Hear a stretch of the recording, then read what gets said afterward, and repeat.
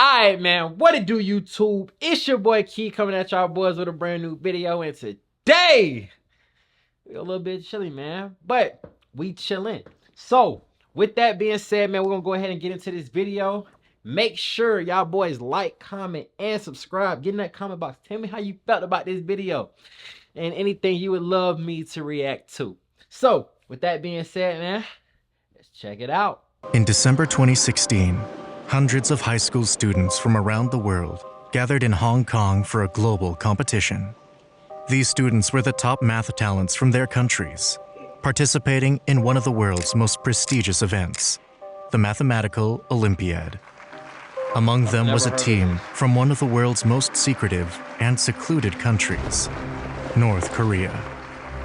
6 young men stepped forward, dressed in white dress shirts and black pants, with loyalty badges of the Kims pinned over their hearts. Among them was Jong, visibly more anxious than his peers. While his teammates smiled, Jong kept glancing to the side, worried about something far more important than solving equations. Freedom. His freedom. Oh, because you know, North Korea, them folks, they locked down, like they really not allowed to do what they do. But what I have heard from documentaries and different things that I've seen, if you escape or if you decide to run away, if you're caught, you're sentenced to prison or maybe a labor camp, something very intensive. And if you're not caught, and sometimes if you are caught, your family will be like tortured. You know what I'm saying? So it's like, you got to think about them too. Jong Ri's story starts in a small town in North Korea, a country where your social status and opportunities are often determined by your family's background and history. Jong was lucky enough to be born into a relatively well-off family, which meant he didn't face the extreme hardships many North Koreans endure. Families with ties to those who fought against Japan during World War II or have connections to the ruling party tend to have more privileges. North Korea. Jong's father saw potential in him and played an important role in supporting. If I'm not mistaken, Korea was one country during World War II. That was before the split, if I'm not mistaken. So I guess that makes sense. His early education. Unlike many children who are forced into hard manual labor or military training, Jong had the rare chance to focus on academics, particularly mathematics. From a young age, Jong showed a special talent with numbers. His father would make him practice multiplication tables every single day before he could go play. These early years paid off when Jong, at just 12 years old, won a special prize in a national mathematics competition, beating much older students and catching the eye of top educational representatives in the North Korean regime. North Korea's education system is very strict, with a strong focus on loyalty to the regime, along with academic subjects. However, Jong's amazing understanding of numbers and equations allowed him to pursue a more focused education in mathematics, a rare path available only to a few gifted students. Because of his talents, he was granted access to a laptop loaded with math programs to help with his training, which is usually unheard of. But this laptop was necessary to hone his skills. Smart, bro. Despite the lack of internet and frequent power outages, Jong managed to keep his laptop charged using a solar panel he built himself. What? And in the winter, he used a gasoline-powered generator. Jong's mathematical skill eventually got him selected for North Korea's team at the International Mathematical Olympiad, IMO, a prestigious event that brings together the best young mathematicians from around the world. I was real good at math, you know what I'm saying? I was a slight genius myself. I'm surprised I was never invited or never heard of this event. You know, it kind of sounds illegal to me that they would even throw this without inviting me. But hey, you know what I'm saying? The process for the IMO in North Korea is intense. because the country sees success in these types of international events as a matter of national pride. Jong went through rigorous preparation, spending long hours solving complex problems with the help of top mathematicians in the country. This training was not just about improving his math skills, but also about building a sense of duty and patriotism. The regime puts immense pressure on its participants to not only succeed, but you got to think win. about this too, though. Jong's if you were to go to just the regular Olympics, nigga, the North Korean basketball team is not finna do shit against the U.S. Imagine you go up against somebody like that on the first round.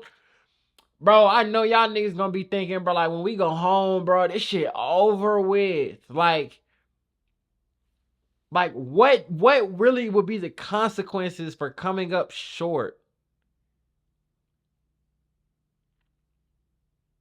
Because I think I seen something like, I don't remember what it was. If it was like soccer or something, and it was like they all looked scared to go back home after losing. It was something like that. Trip abroad was eye-opening. Traveling to Colombia for the IMO was a rare chance, since it was his first time leaving North Korea. The trip was full of new things, from the brightly lit cities to the many cars. There were things he had never seen before. His team did great, ranking 5th worldwide, just behind China, South Korea, the US, and Russia. Jong himself won a silver medal, which was a big achievement.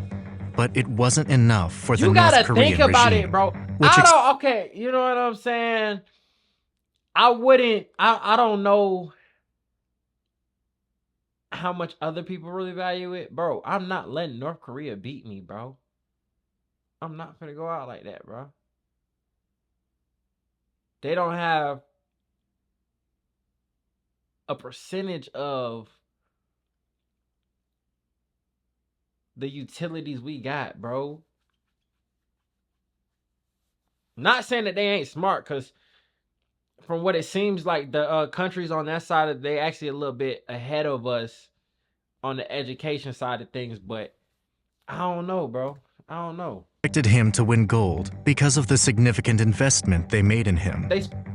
As Jong stood on the stage in Colombia, his mind was racing. Oh, so they North felt like Korea had been pushing his training for years, recognizing his talent and potential to contribute to the regime's goals. But why was North Korea so interested in students like him? Jong knew the regime wasn't pushing him for no reason. Jong thought back to being given his laptop. What did the regime gain from minds like his? These questions filled Jong's mind, adding to his anxiety as he prepared to make a decision that could change his life forever. That's another thing, though. The smarter you are, the more likely you are to rebel. And that's why in history, I feel like they always try to keep away like reading and writing and just like learning things. They try to keep it away from people or make it hard for certain people to gain an education because of the control they have over them. It'll be harder to. Jong was facing an uncertain future, with forces beyond his control watching his every move. But unlike Jong, you can take control over one important part of your life: your online privacy. That's why we use private internet.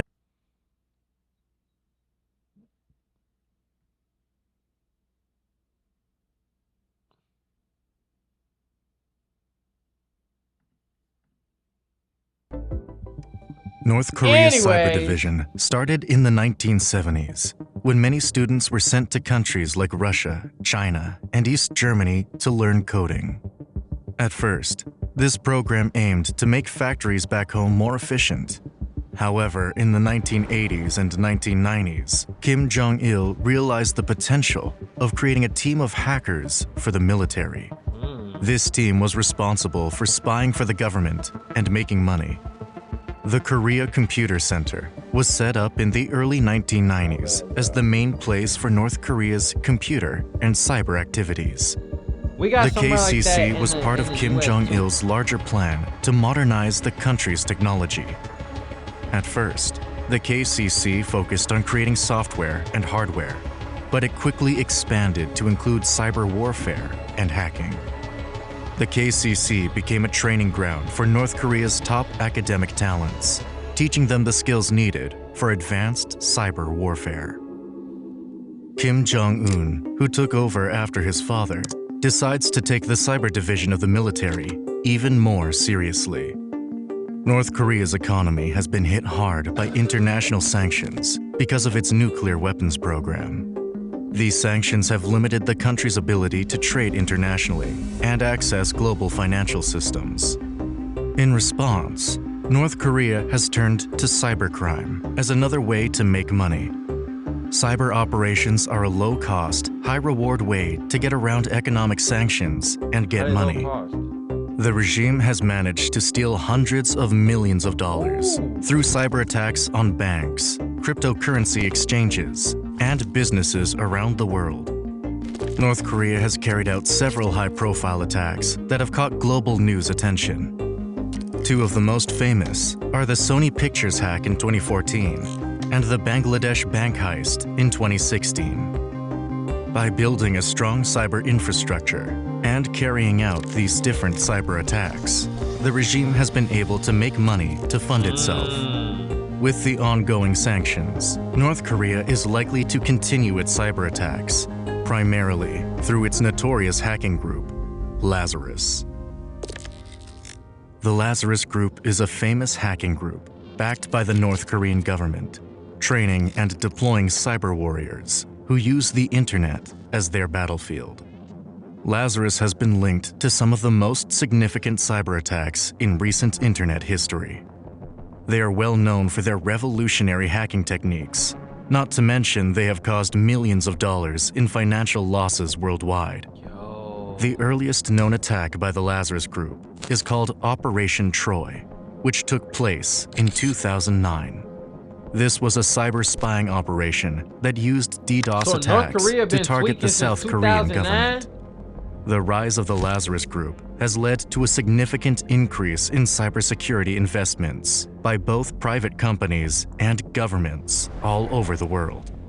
Companies like Sony are now more vigilant than ever, hiring top-of-the-line cybersecurity analysts and using advanced security protocols.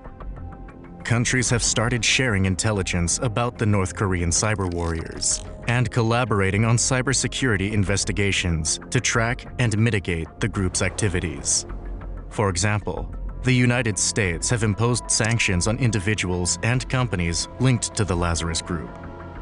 One of the most well-known members of the Lazarus Group is Park Jin-hyuk, a North Korean programmer charged by the U.S. Department of Justice in 2018. He was accused of being involved in several major cyber attacks. Park is thought to be a key figure in the Lazarus Group and has been linked to the 2014 Sony Pictures hack and the 2016 Bangladesh bank heist. The U.S. government's charges against Park gave a detailed look into how the Lazarus Group operates. It explained how Park and his team used hacking methods like phishing emails, malware, and social engineering to break into their targets. The charges against Park were significant because it was one of the first times a specific individual was accused of carrying out attacks on behalf of North Korea. But despite was the charges, he in North Korea? Or is he in the U.S., but he's a North Korean? Park is still at large and is believed to be in North Korea, so out of reach of U.S. law enforcement. His case shows just how difficult it is to bring North Korean hackers to justice. But they rogue, so... In North Korea, the journey to becoming a cyber warrior often begins at a very young age, as we saw with Jong Ri. Talented students are identified through countrywide testing, particularly in subjects like math and science. Those who show above-average scores are recruited into specialized programs where they receive extensive training in computer science and hacking techniques. The training is intensive and very in-depth, covering various aspects of cyber strategies, including network infiltration, malware development, and software development. These young recruits are taught to see the internet as a battlefield, where they can engage in cyber warfare to further the goals of the North Korean regime. They spend countless hours honing their skills, ensuring that they are prepared for the sophisticated cyber attacks they will later carry out. The daily life of a cyber warrior in North Korea. That countries like Germany, they basically figure out who you are and what you're kind of gonna be in life at a very young age, like middle school age. They have a test that they take, and if you do good, then you get to be like an engineer or something of that sort. But if you do bad, then you know what I'm saying, you're put into a different school that we call high school, but you be put into a different school where you learn other things, more so how to use your hands and manual labor than how to use your brain. Is highly demanding and structured. Recruits live within facilities run by the state. Their routines are strict, with the main part of their day being dedicated to coding, computer science, and penetration testing courses. These cyber warriors usually operate in teams, each member specializing in different aspects of IT, so they can fulfill any mission they are given. They work long hours, often isolated from the outside world, with limited access to information from outside of North Korea. The state provides them with the necessary tools and resources, including top-of-the-line PCs and software, but their activities are closely monitored to ensure loyalty and prevent any leaks. Despite the intense pressure and work environment, cyber warriors are considered elite members of society in North Korea.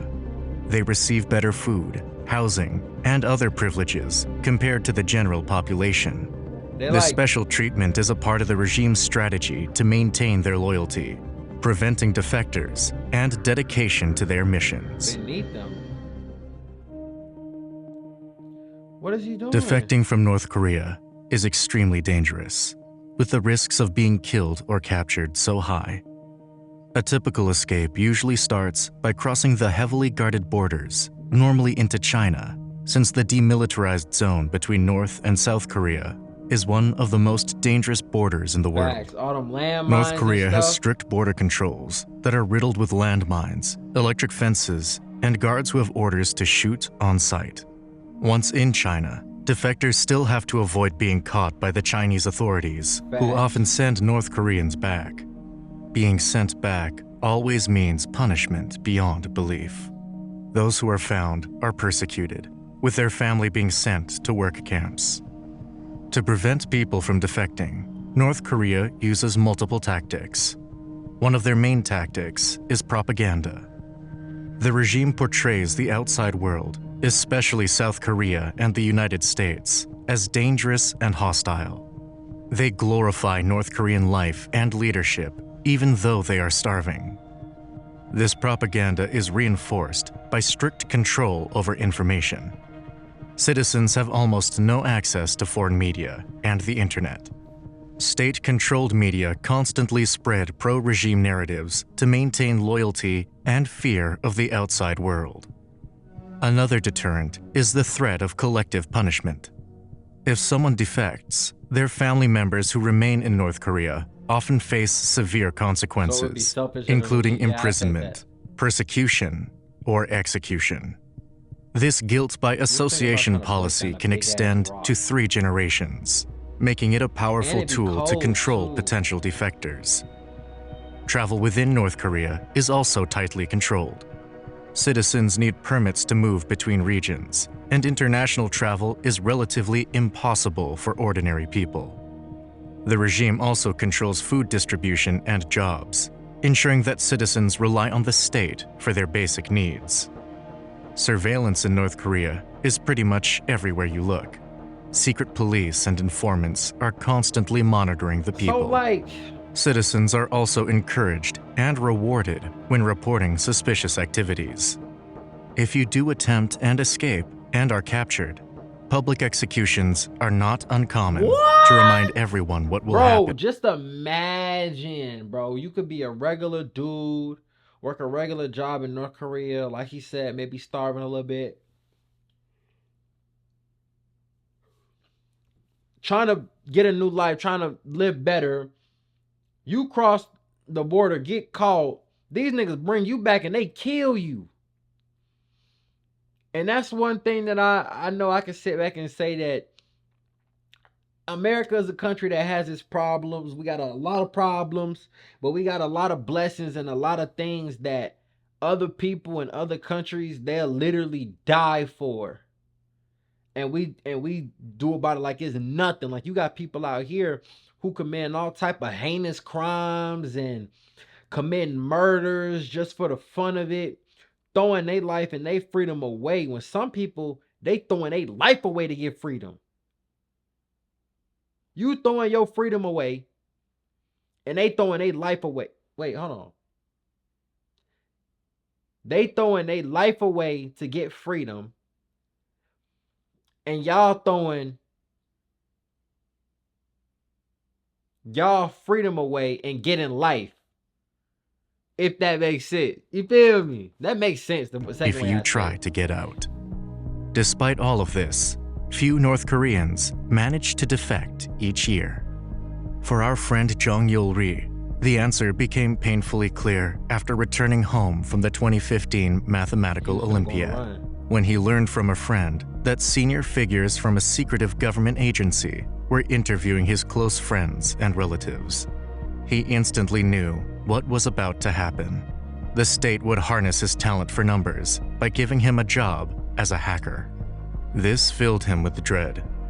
Working in one of the most guarded sections of the military meant that he would be cut off from society and have no freedom whatsoever. Oh, he also realized that if he were in you all those benefits and all of those, how do I want to say it? Like the special treatment, but they really gearing you up to be turned into a slave hacker.